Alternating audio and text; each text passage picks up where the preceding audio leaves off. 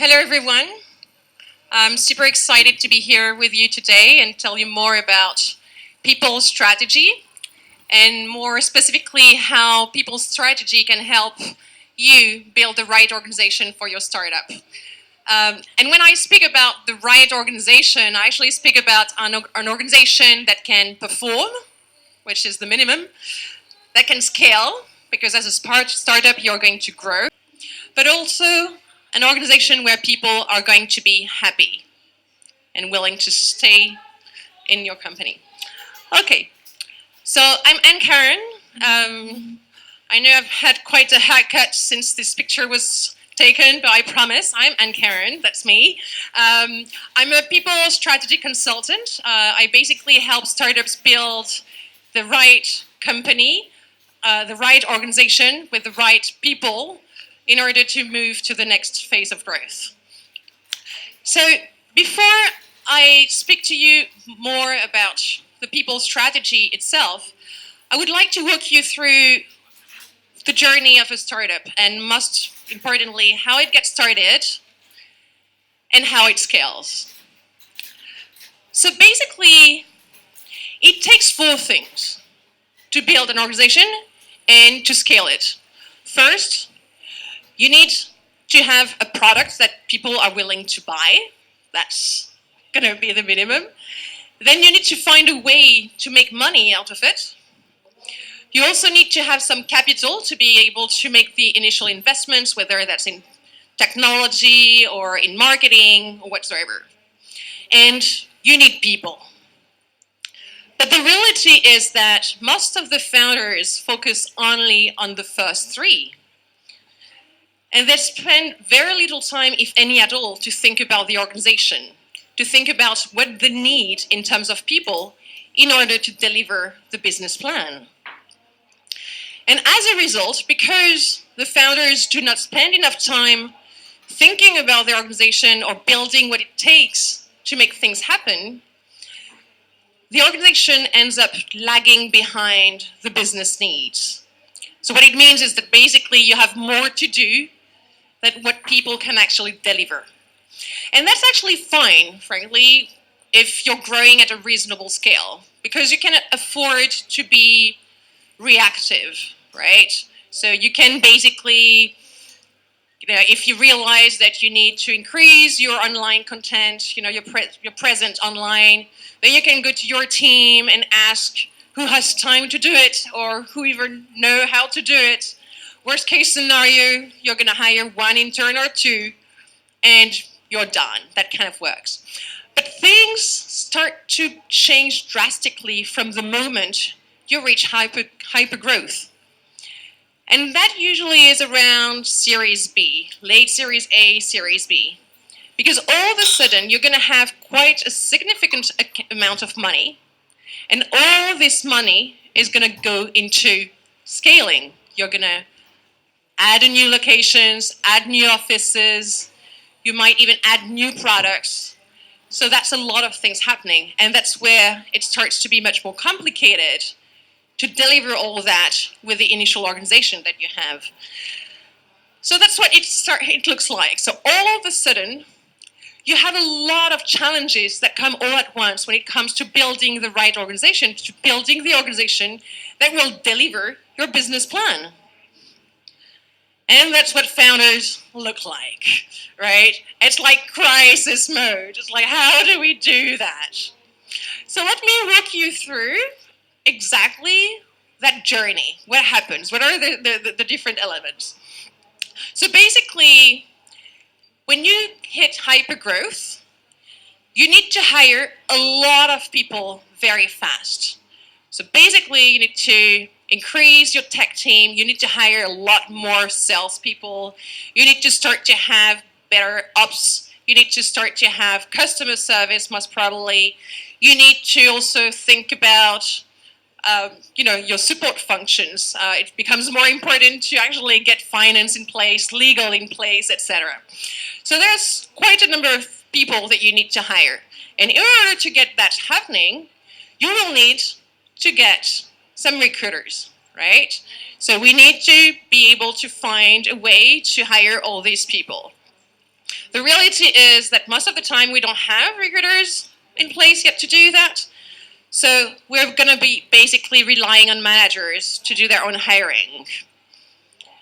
And we also need to build a brand. We need to be able to attract people. So far, we're just a small startup. People don't really know me. How do we get out there? How do people even apply for a job? Do we even have a career page on our website? And this actually is important. Having a recruiter is going to be important because that's going to impact the candidate experience as well. If they go across weird interviews with managers, that might not be the best, and that has a direct impact on the employer brand. The other thing that you need to be thinking about, and that we start to struggle a little bit with as we grow, is that we need to upgrade our HR operations. We have way much more people, coming into the organization.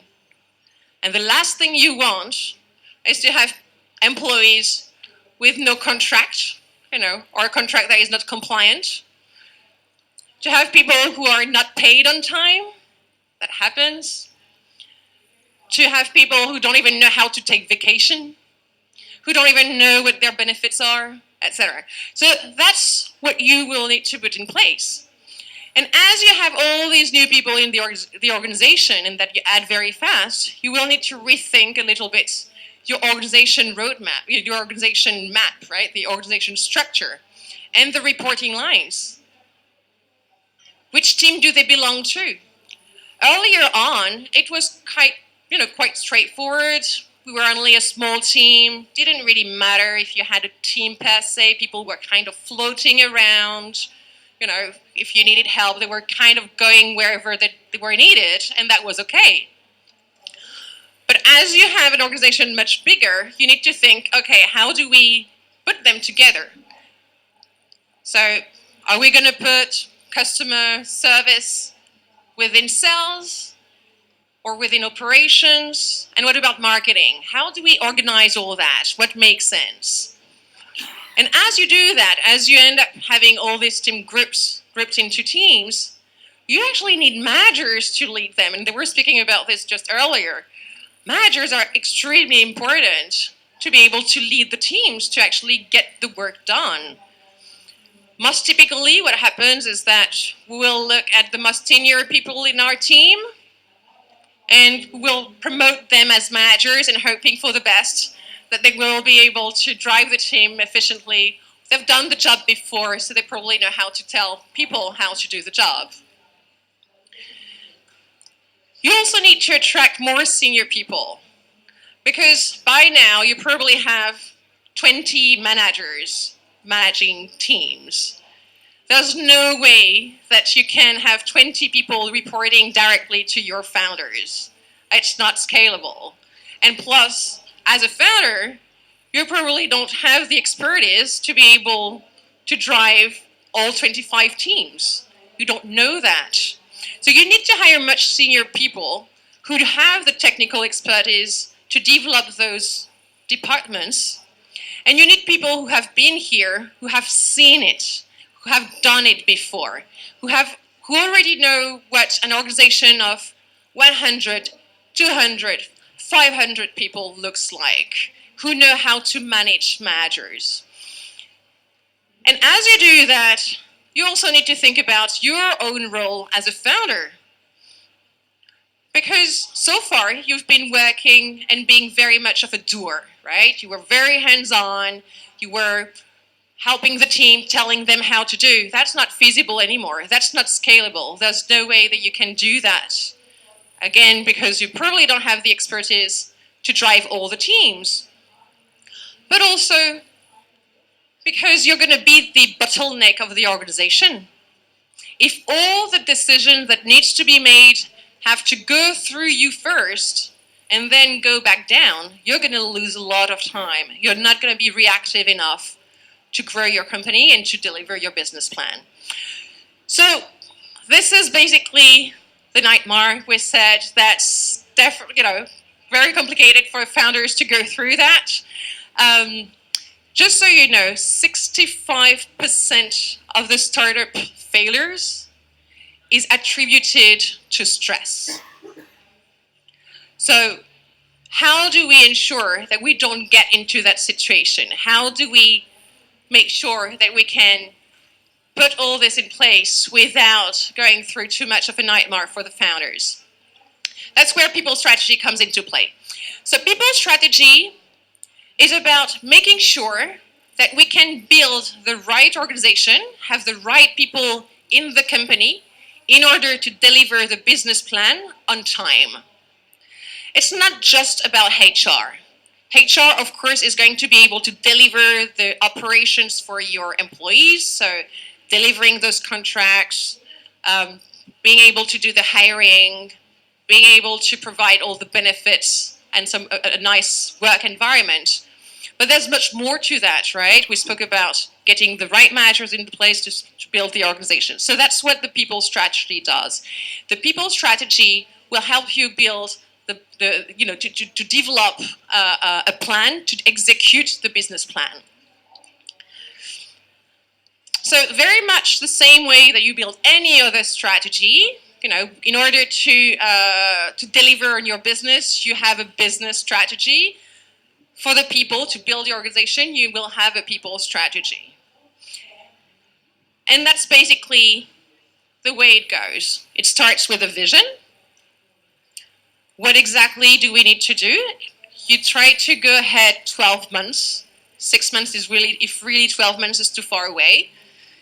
And you think about, okay, the business plan, where are we in 12 months from a business perspective? What do we need to deliver? That's your vision as an organization. In 12 months, the organization needs to look like this to be able to deliver the plan.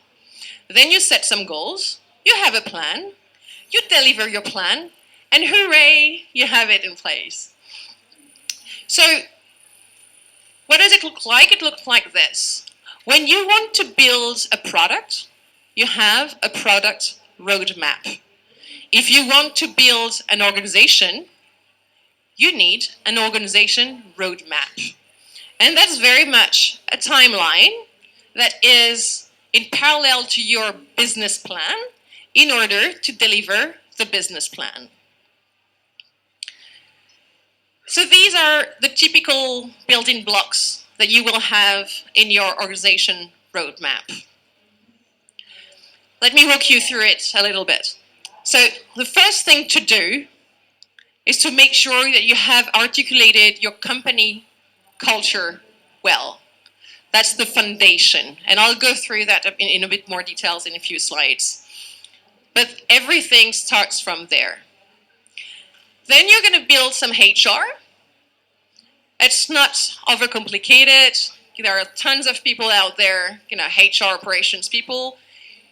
You need to hire the right amount of people to be able to execute the number of contracts they have. So you have your business plan, you know how many people that you need to hire. From the moment that you know that, in advance, you need to make sure that you're going to have enough people that will be able to do that.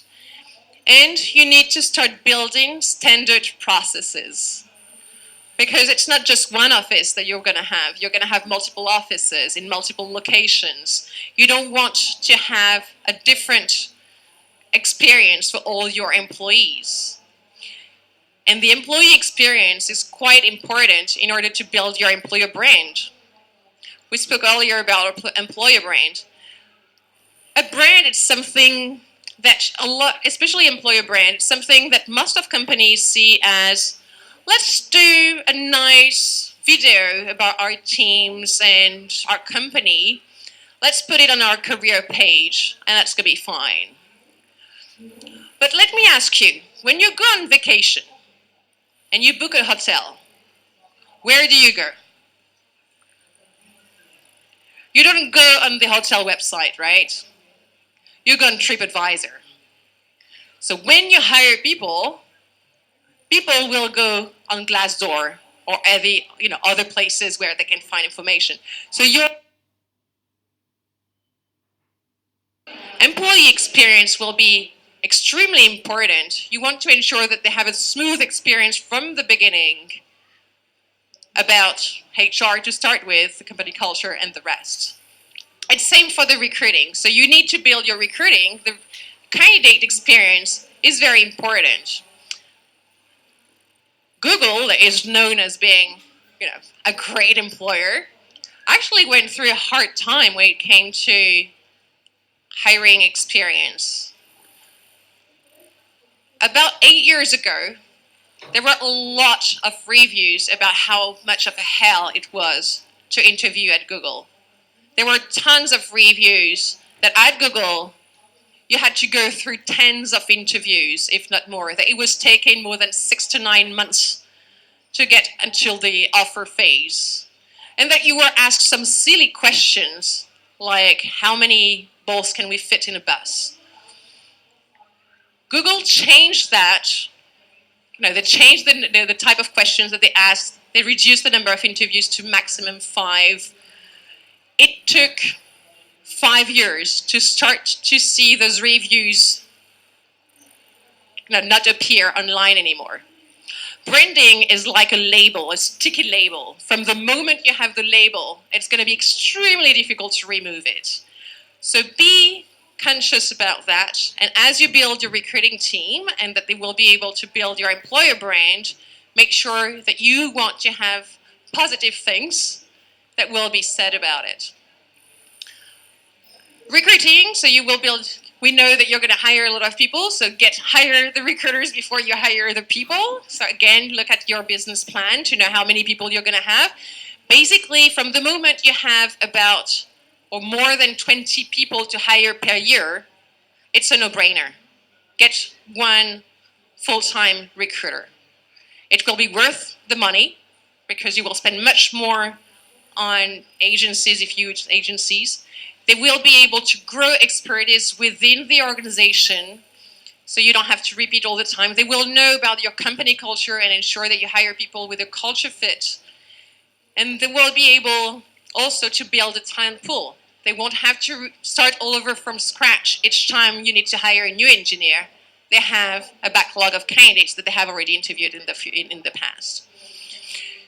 So building your HR, building your recruiting team, you need to build also your management layers, right? So ensure that you're hiring or promoting people to match your roles, but that you're equipping them with the right information and with the right tools.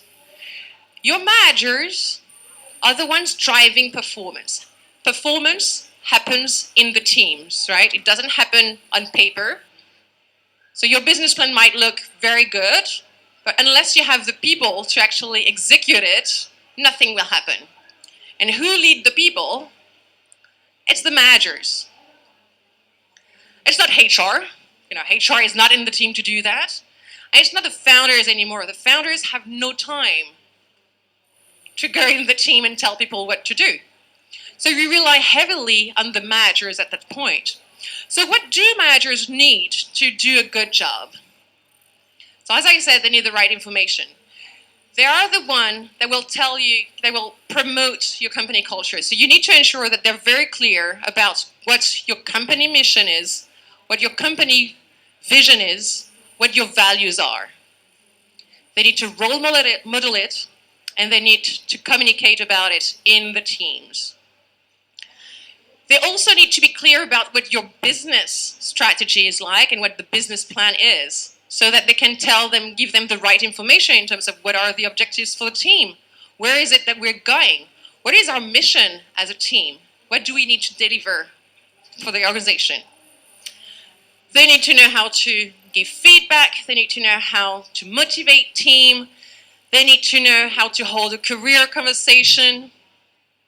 They need to know how to handle difficult conversations as well. They are, to deal with the unexpected and sometimes the ugly as well. There's not only good things with being a manager. So make sure that you equip your managers with the right tool. It doesn't have to be anything very complicated. It's not about, getting them into leadership training. Just go with very basic information, guidelines on how to hold a career conversation, how to handle your meetings will be way sufficient to start with. And of course, you will need to have a number of processes in place to ensure that everything is working smoothly.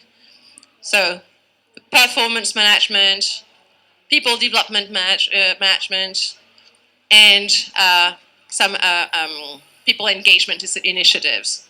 I'm going to go through quickly on that because that's pretty straightforward and that would somehow be the subject for a full keynote, frankly, on performance management. But that's really, really important. I went very quickly on the CXOs.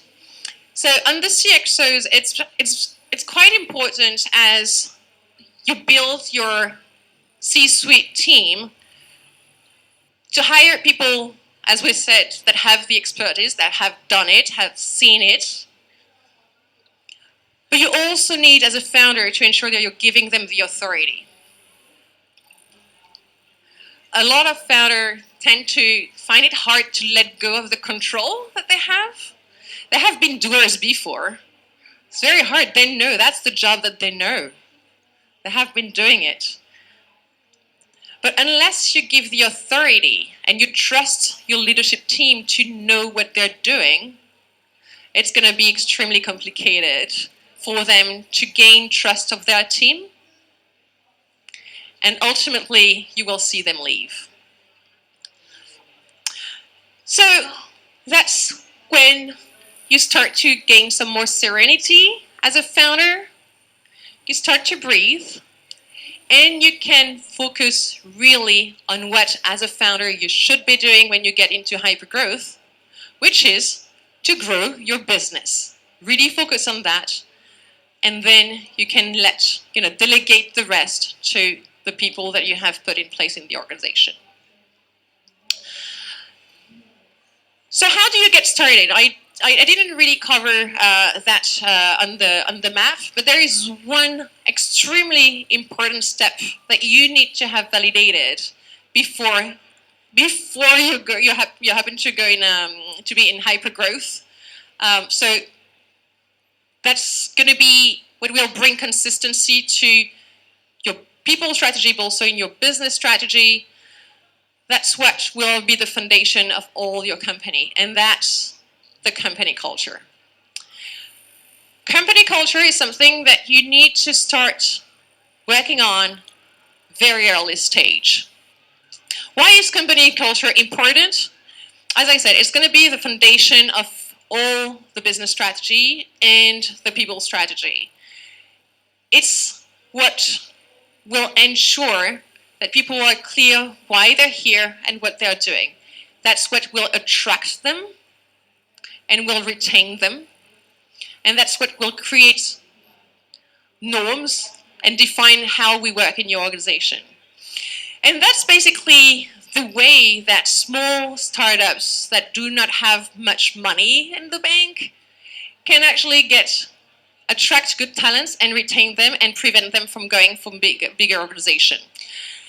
Anyone can pay more than you, always. Any company could also recreate your technology or copy your product. But it's impossible to recreate your culture because your culture is you. So making sure that you articulate your company culture is extremely important because that will be making your organization more sustainable. So there are different types of culture. So this can obviously look like a good company culture, a place where we would like to work, but actually not really it. A company culture is not about a colorful workplace. It's not about bean bags. It's not about a football table. It's not about free lunches. That might be what attracts people at first, but that's definitely not what's going to retain them. A company culture is something that defines you and that differentiates you. It should, in some ways, attract people who fit in, while discouraging those who do not fit in. And it should be a true description of how we work in your organization and not what we would like it to be. Of course, a lot of founders are inspired by the Google, the Facebooks of the world. But these companies were special because the founders were special, and everything in the organization was consistent with the culture that they had put together. So you can't have just beanbags and then have a culture that is totally different. You won't fool anyone. So start with the mission and the vision statement. So as I said, there are two elements in the company culture. There's one that drives the business strategy, and that's this one. And there's one that drives the company, people strategy, and that will be the values. The mission and vision drives your business strategy. And you need two different statements. The mission is basically defining what you are doing now. What is it that we're trying to do different? What product are we developing, and what for? And that's what it could look like. And that provides consistency in what you're building. So if we take the example of Google again, it started with search, makes sense. But if you look at all the other products that they have developed, it went into that. Without a clear mission, it's going to be very difficult, and the risk is that you make business decisions that get you away from your initial mission. The vision statement is something that brings you in the future. That's something that will provide you direction and will allow everybody to make, to see what we're trying to achieve. And it has to be something quite challenging and inspiring. Bill Gates came up with this in 1980.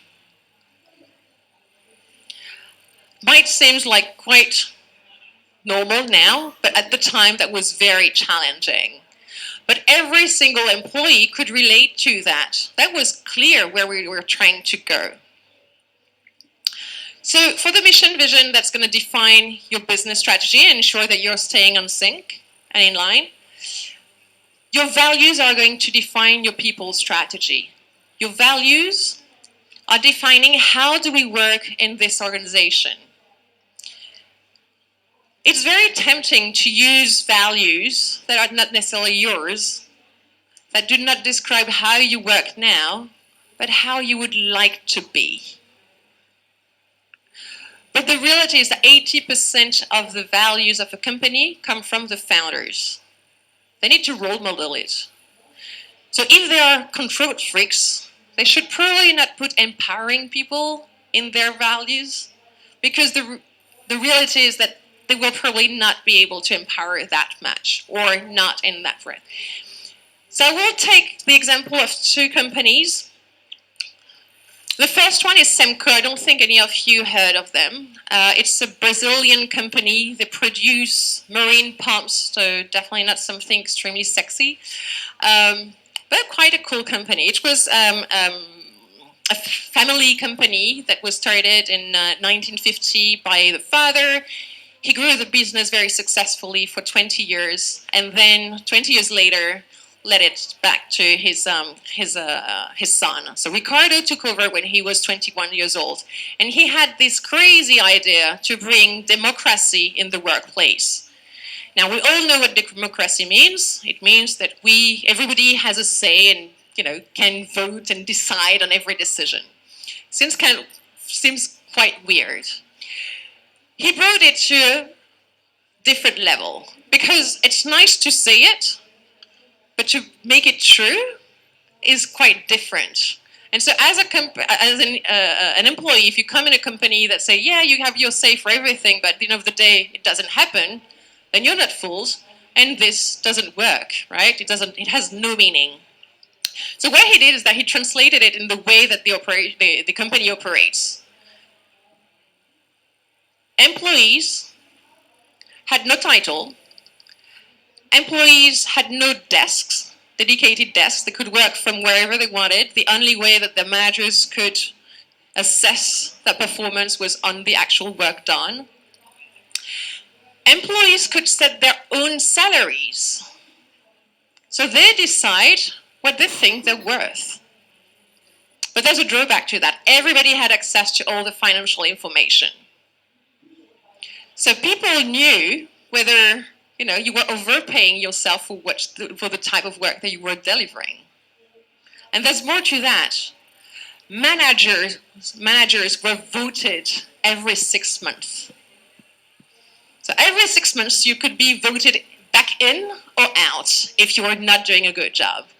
Now this is very extreme, but it clearly says as an employee whether I feel comfortable in that environment or not. And it worked very well. Ricardo multiplied the turnover by 40 in less than 20 years. The second company that I can speak to you about is going to be Netflix. I think a lot of you relate to that. They came up with this value called judgment. So basically, they said that we trust people with their own judgment. They can make a call on whether a decision is good or not. We think that we trust our recruitment process to be good. And if we hired you, it's because you know your job and you're going to make a good decision. That's good to say again. But unless you translate that in the way you operate, that means your processes and your policies, that doesn't work. And that's how they came up with policies like no leave policy. Anyone can take as many leaves as they want.